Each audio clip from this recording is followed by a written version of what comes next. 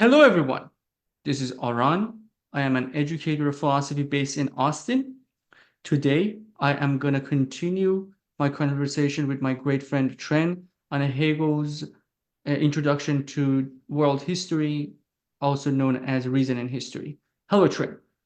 Hi everyone, this is your friend Chen. I'm a cultural historian of early medieval Europe and late medieval China. It's great to be with you all today. So we have spent a couple of episodes discussing Hegel's reason in history.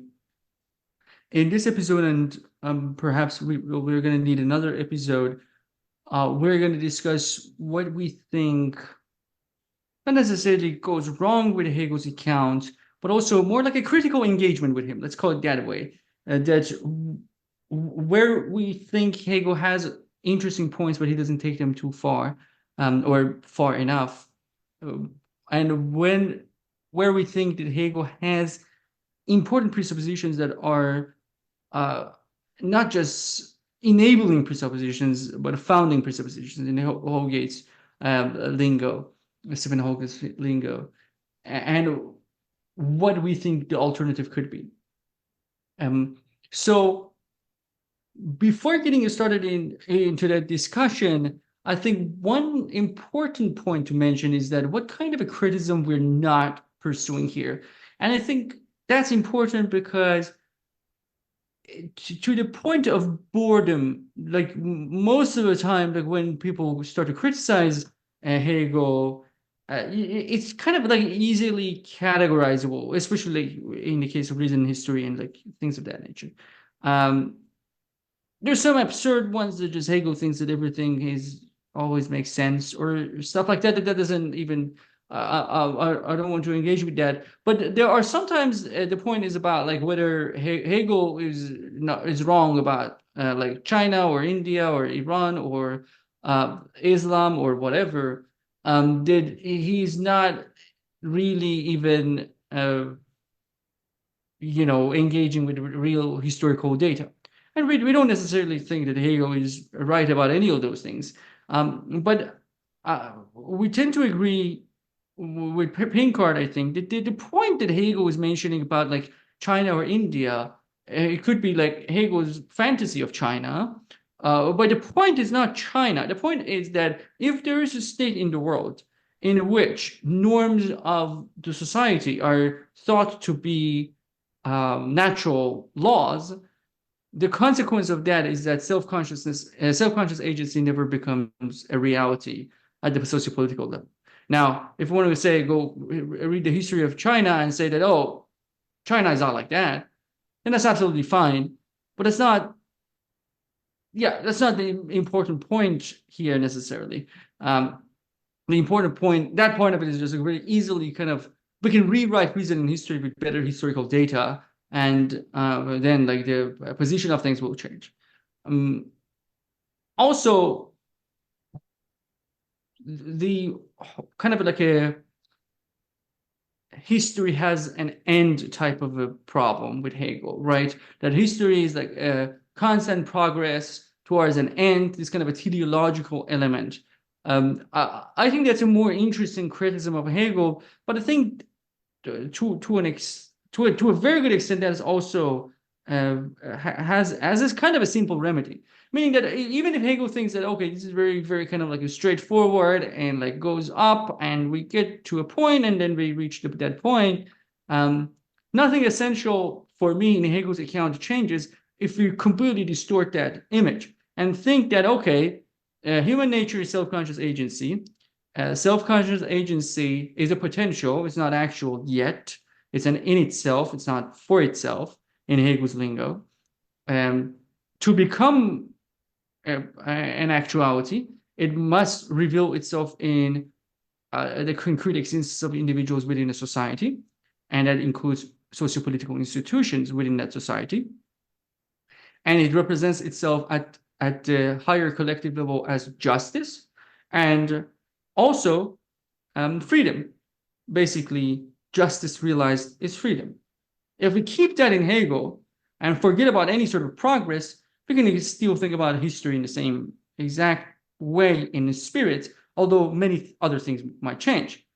For instance, if we rewrite Hegel's like reasoning history right now in the face of what has happened in the 20th century, we're going to be okay, like we're going to emphasize more on the fact that, okay, this might collapse, right? This is something that we might achieve, we might lose it, we might bring it back, it might pop up in like places we don't expect. Maybe a country like maybe Brazil becomes a country that like some aspects of modern state become more dominant, and some France at some point. Like it's just things could move on.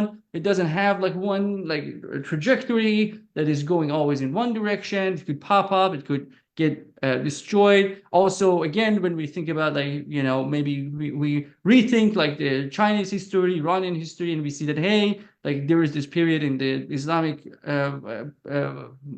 post-Islamic part of Iranian civilization that recognition of agency has this very remarkable presence. So we can learn from that experience, maybe, or not even learn, but like kind of mark that as something that is important to notice. So that I think is very easy to fix in Hegel.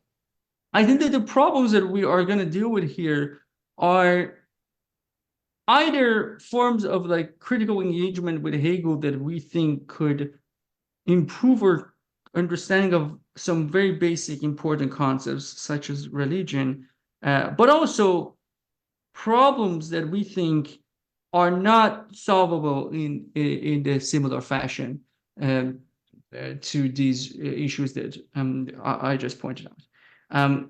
With this introductory note, let it begin. And Trent, why don't you start discussing some of these issues, and I will jump in if I have something to say. For sure. Thanks for the introduction note and for making clear what kind of a critical engagement ours belongs to.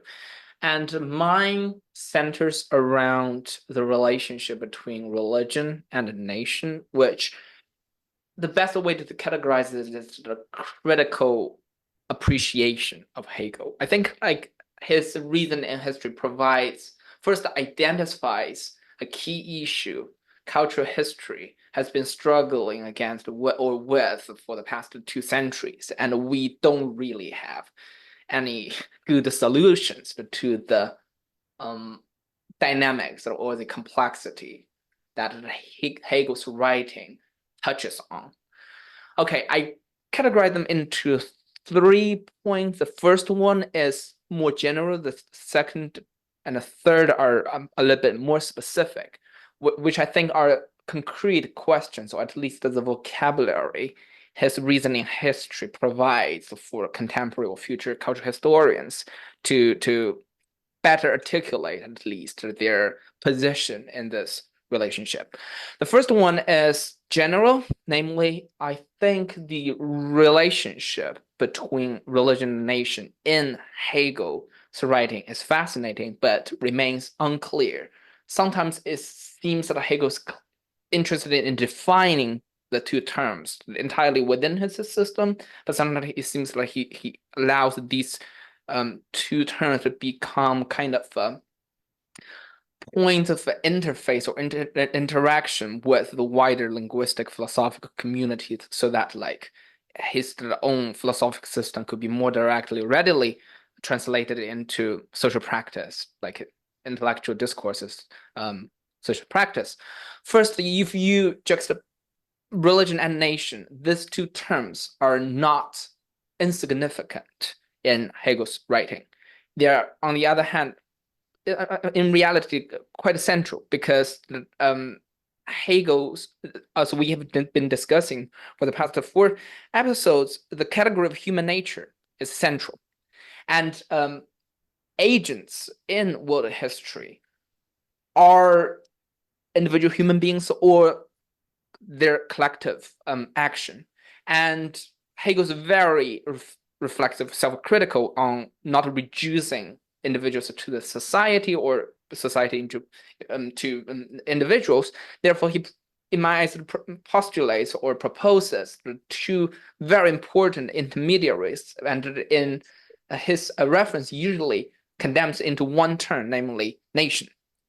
National spirit, Volksgeist, which is the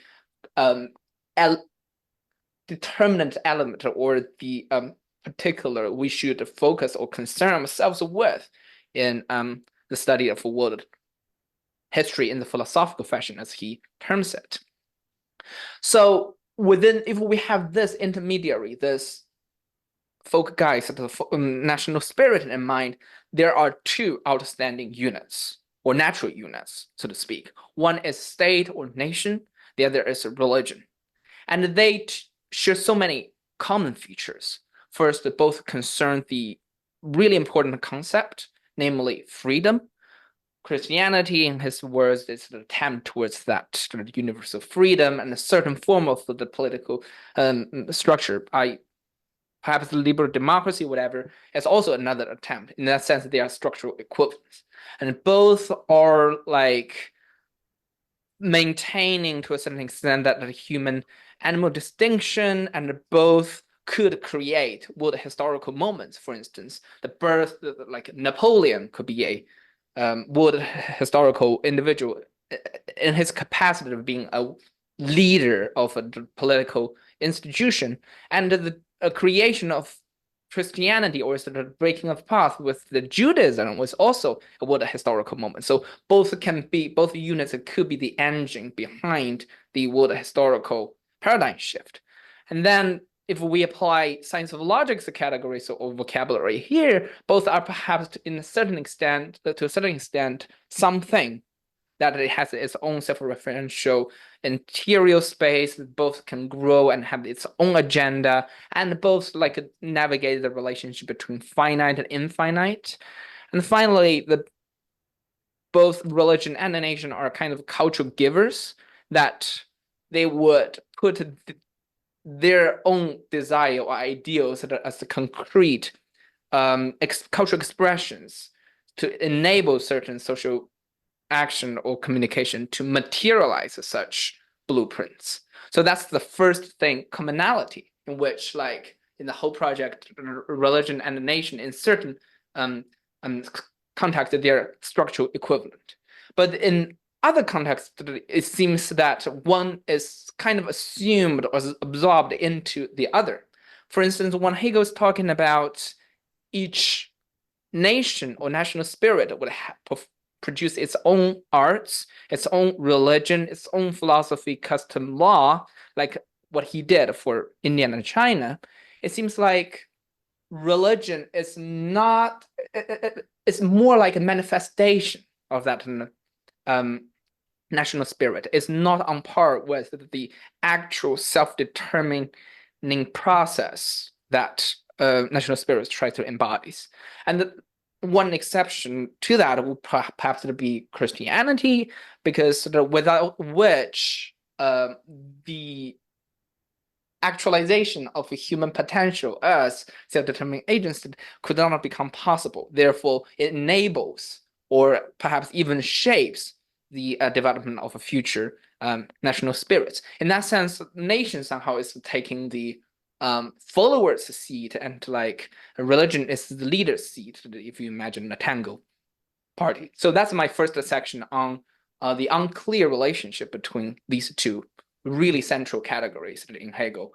But I don't think we necessarily need to use this and hold and Hegel responsible, because I personally haven't seen any theorist or philosopher come up with a theory between these two that is universally accepted or convincing. So that's my first point. Anything to that before we move on?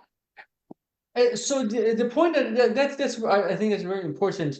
The point that I think I could add to this, and I think you pointed at it, but it's like the third layer of it. Which, are you going to talk about religion contra nation more, or can I say something about that? You at say this it. point? Yeah. Okay, yeah. So because I wanted to say that there's something that has come up in our conversations before, which is that when we think about either of these cases that you talked about, right, like natural units of world history as religion and nation, and think about the kind of religion within a nation, or a nation having its own religion, or even like the more complicated concept of a state in terms of like every state has a religion to as a presupposition somehow. One thing that we were wondering in our conversation, and I think it's important to bring it to the light here, is that like religion, like Protestant Christianity that Hegel really is interested in as a really important element of uh, creating a reconciled, right, or a justified justice actualized. I mean, if like Protestant Christianity reaches, an African country, right, an African nation, I wonder what Hegel thinks about that. Uh, because first of all, the religion is the same, uh, and let's say just we're talking about the absolute like honesty of like basing the things on that. So if like we go to a country in Africa, and we're introducing Protestant Christianity to the people, they're convinced, everyone is on board. Uh, like what happens to the differentiations between these two nations, or if these two states as well? So it seems like that the same religion must be able to create very different states. Or Hegel would say that, oh no, it wasn't the same religion, actually, right? It's very different religions, which starts to become a little bit vacuous, because the difference is just becomes like, it is not the same religion because it's not the same stage. But the point was the religion is kind of creating the state. So I think that's important. And also, like when religion transcends the borders of nations, what exactly is happening is unclear to me.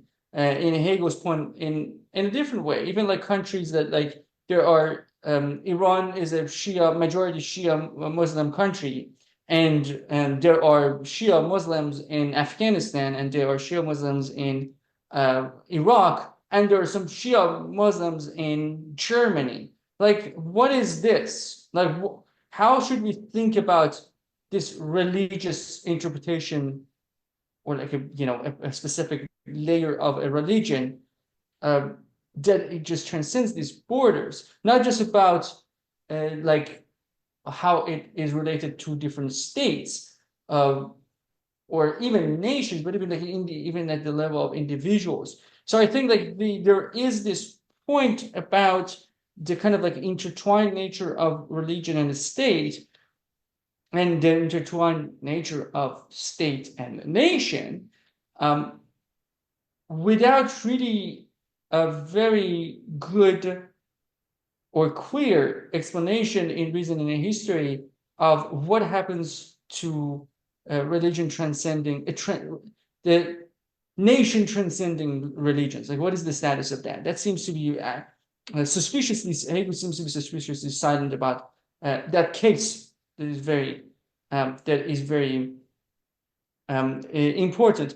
And one last thing that comes to my mind is just going back to Herder, which is my appreciation for Herder is on the rise as we have these conversations. And I think it's just that the point that I mean, the term culture is not very much used in Hegel, which is, I think, great observation for like it's very important observation for like understanding what is happening there. And I think there is that point about like Herder as this person that really hates nationalism, when it comes to the level of kind of like a state level patriotic acts that simplifies and turns things into principles and like very kind of rigid categories of culture, as opposed to like false guides that is more about like the living culture that is just existing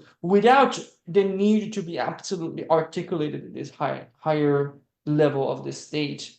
And I think that tension between Herder and Hegel is becoming interesting to me. But speaking of this, like kind of obsession with articulation and transferability. I think it's a good place to move to your other points that we'll cover that. Yes, thanks for the input. I really like the mention of the herder, and in my eyes, the dynamic or kind of debate or like situation between the spectrum with the Hegel on one and herder on the other kind of defines cultural historiography for the past 2 centuries. Some would lean more towards the Hegelian position, some towards the Herderian position, but that's another story. One thing I do want to respond to your before introducing second point is what you mentioned before is great, and I think touches on a really important category. I don't see it mentioned here in this lecture set, but I wondered whether that will pop up in Hegel's other lectures, for instance, on religion. That is the category of world religion. It seems to me that Hegel would argue that certain religious identities or their like value system or whatever, the qualitative difference between them. For instance, the Chinese religion with, say, Buddhism is just as defensible and important and significant as the distinction between like those nations in reason in history. For instance, between say Greek versus like later on German Protestant Christianity. And what is justification for those identification? And once the two intersect, as you mentioned, once say Chinese converted to Protestant Christianity, like are they still in the Chinese realm or are they already in the like German Christian realm? That's a really interesting question, and I don't have an answer for. I don't know whether Hegel himself could provide a convincing answer in a universal way for without like considering empirical context. But I think those are great questions enabled, or at least the system provides better vocabulary for us to like communicate our concerns or like confusion with each other. But let's move on to the second point, is what I call the assumed perfect doctrine practice configuration. We're still with regard to precisely what you mentioned, that concept of a world religion or religious, essentialized religious identity. Let's take Protestant Christianity as an example. Because while reading this, sometimes I was thinking of Max Weber's very famous, which is allegedly the most criticized thesis in social theory, namely Protestant ethics, Protestant spirit and the ethics of capitalism. Namely, Weber argues that a contemporary capitalistic society was unimaginable without certain strain of the Protestant Christianity, in which people like Calvinists and certain Lutherans, they're so obsessed with finding verification or signs of their personal salvation through personal financial or professional success and achievement, that they reinvest instead of like indulging in self gratification, and make like capital reproduction and regeneration the primary goal, they turn their lives as instruments through which capital could spread and circulate and be located at the most efficient places. And that is interesting because Weber's focus was on the so-called doctrinal idea side, but Weber thinks that such desire, collective desire, value, rationality would manifest it in social institution and social practice, hence religion as a social practice or social action. And Hegel has something really similar in his evaluation of the historical role of the rise of Christianity. For him, the doctrine of a Trinity was what sets, say, Christianity both apart from Judaism and makes it more elevated than every other form of religion, and it will help like world spirit to have one step forward towards that the actualization of self-determinating agency, in the sense that spirit's self-consciousness that is becoming articulated very explicitly. And hence there's something really interesting that since he uses this doctrine as the defining feature for religious identities, then we can probably infer that this idea will find its manifestation, or this doctrine will find its realization in social institution. Hence, we can meaningfully talk about a Christian society and in which capitalism could manifest. So it seems that so long as we have this defining feature, which is articulated through its doctrine in the sense of a religion, the whole society could be reconfigured accordingly. There isn't like, say, a Chinese Christian group, but they're still doing business as if like family is the only thing that matters. For that qualification, Christians still be of relevance or really authentic to Hegel.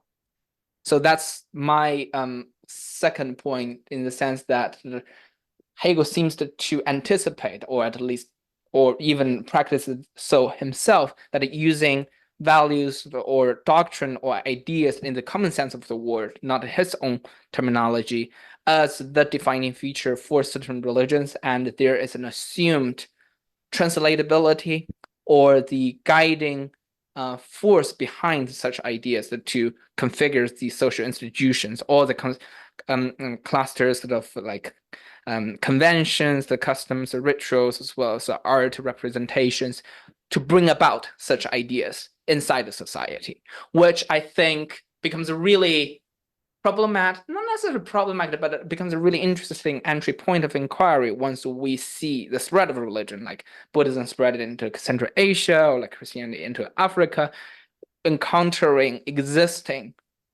Sittlichkeit, way of life, and how do they interplay. I think that's my second point. Any response Yes. to that? Yeah. So yeah, I think that's an important parallel. I have something to say about that kind of articulation and relevance of the articulation, because I think you are definitely right that there is a very important kind of continuity between Hegel and Weber there, in terms of how they kind of like perceive religion as kind of like opening doors in spaces that we don't usually think about religion as having any business about those. Like religion, not just a kind of spiritual community, but just something that gets related to like opening possibilities for identity, even that you cannot really become, profit making, market loving citizen, bourgeois citizen of a society, unless you have a very specific interpretation of this religious tradition that happens to exist around. Um, and I think it's, even if we think that the same way that Hegel might be wrong about the specifics of Christianity and its relationship to, like, a just modern society, and even think, I just got to know that my cousin that I have never met, Nima Sanandaji, who lives in Stockholm, I believe, in Sweden. He has written a book recently about the emergence of market economy in the Middle East, and how that kind of practices there kind of led themselves to the emergence of social relations that we usually think in that they needed something like Protestant Christianity. So all of these kind of narratives could definitely exist, but still the main point doesn't change, that religion is, not only culture making, but also identity making, economy making, right? And all of them kind of get together.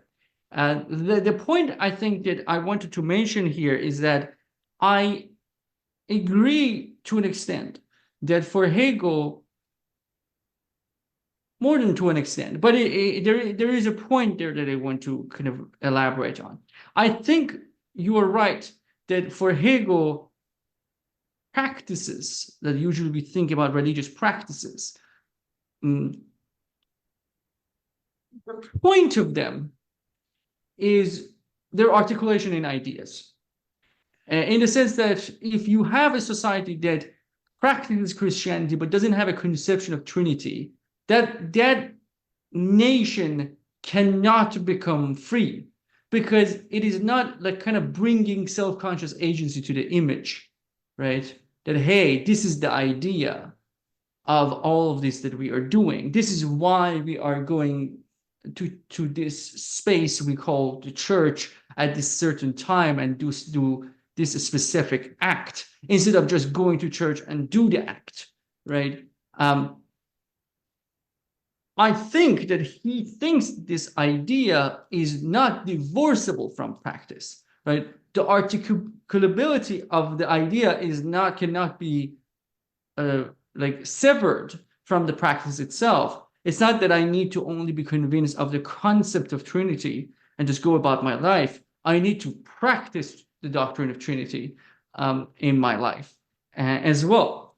But I think the part of it that is kind of like is a continuous theme in our conversations about Hegel and about not just Hegel, through Hegel, about the relevance of articulation, is that for Hegel, if there is something about a practice in Christianity that is not articulated in the doctrines, right? It is something that is there, something that is being done, that is not really contributing much to the central doctrines of Christianity.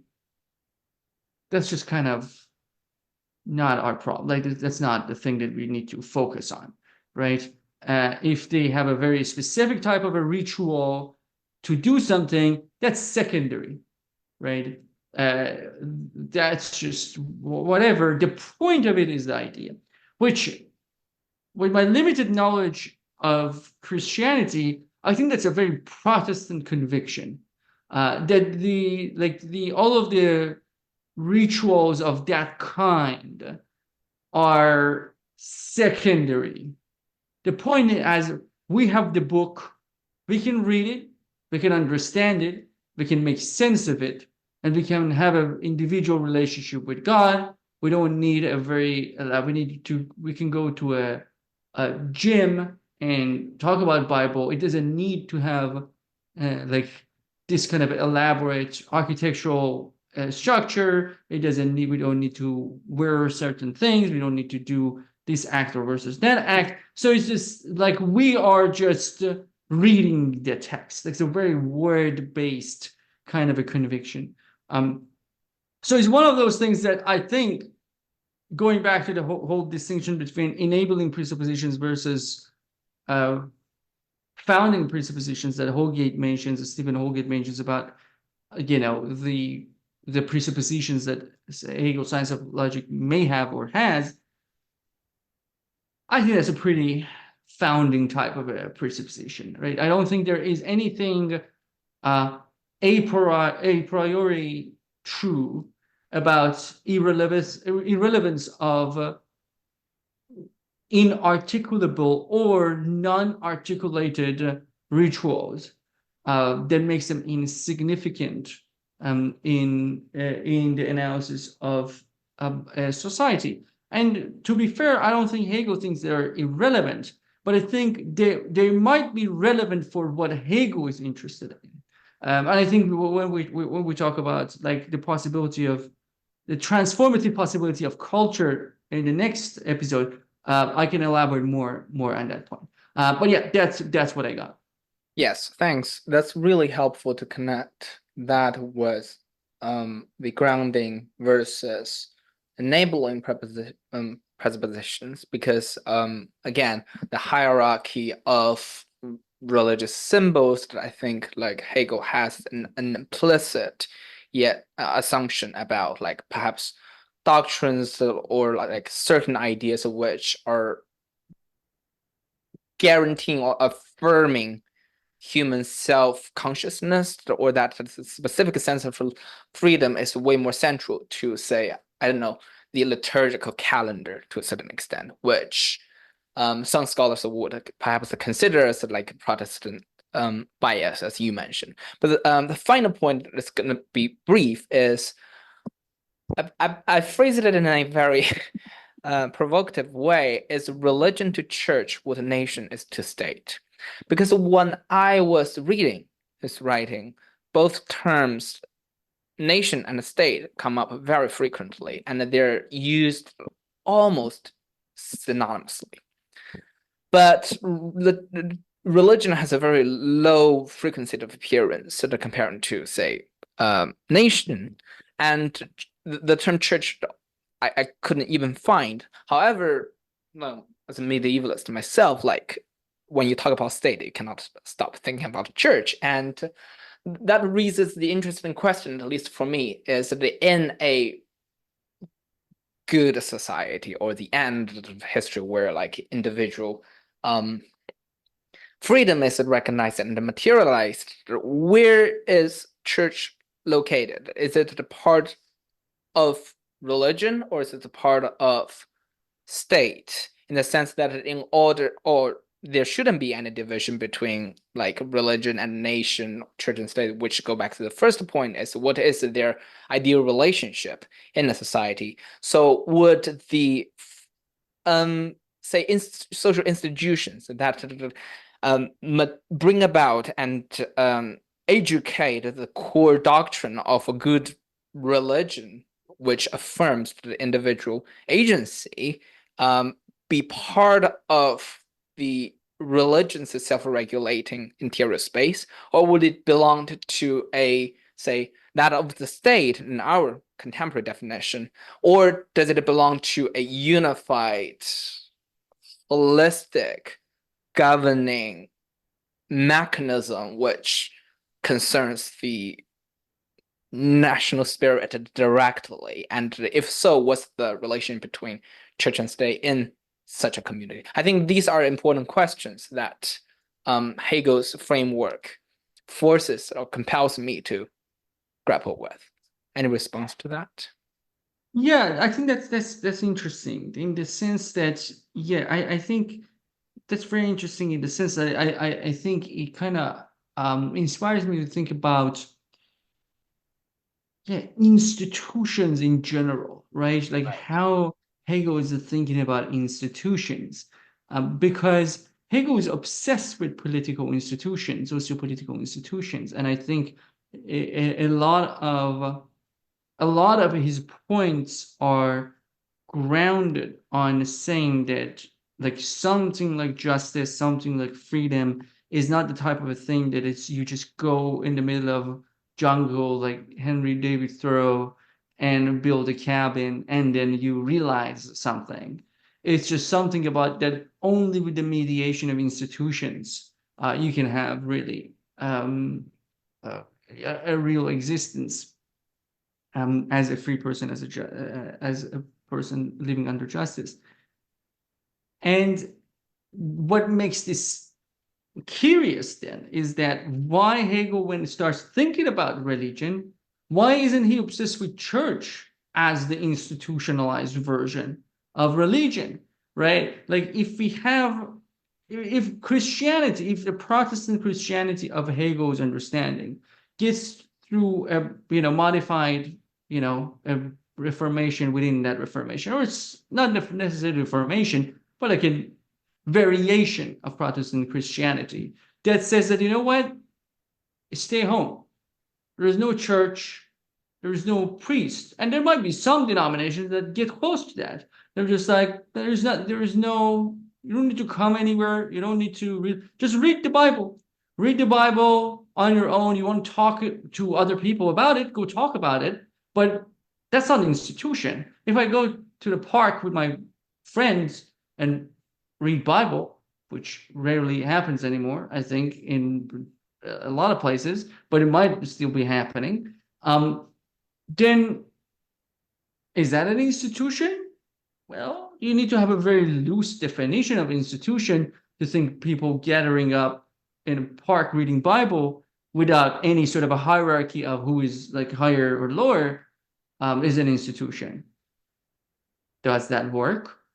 Is that something that is satisfying Hegel's kind of interest in freedom generating aspect of religion that he cannot stop talking about in Reason and History? If institutions, in other words, are so central, why the institution of church suddenly is so kind of like in the background in Hegel's understanding? Is that just a strategy in Reason and History to make another point clear? Or he actually thinks, no, churches aren't as much important. But if churches aren't as much important, how much of that is a point about a looser understanding of institutions in general? And how much is about specifically about church and probably more importantly, a unified church that that seems to be something that is relevant to Hegel's position.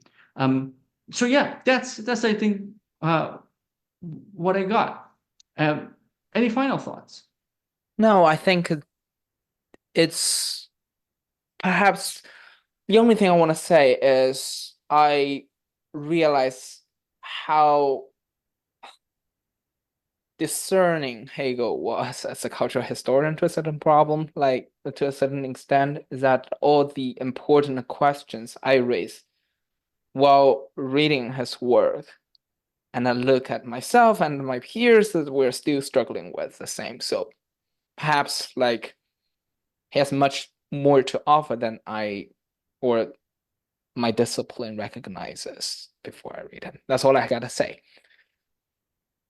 Okay, so dear listeners, you think it is good enough? We can, okay. Yes, dear listeners, should keep attuned. Our critical engagement episode 2 is coming up. Thanks for listening.